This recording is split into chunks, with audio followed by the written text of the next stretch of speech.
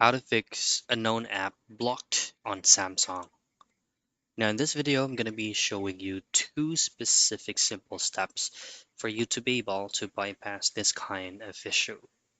First is of course head straight into your phone settings, which is going to be the gear icon. Now in here, scroll down from the bottom part of these option till you find the option here that says apps.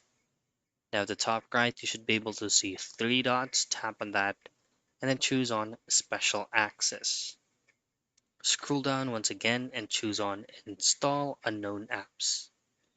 Now this is where you could actually adjust all the unknown application sources files that you would like to install, uh, say for example, APK files.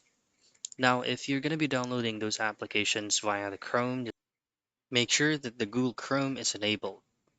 Now next is go all the way back, and then from here you can go ahead and scroll down once again and then choose on security and privacy.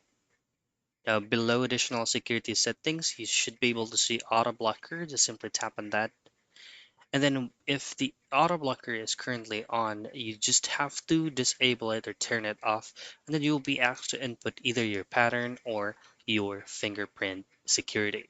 Simply turn off auto blocker and then your issue will be resolved. That's basically it. That's how you fix a known app blocked on Samsung.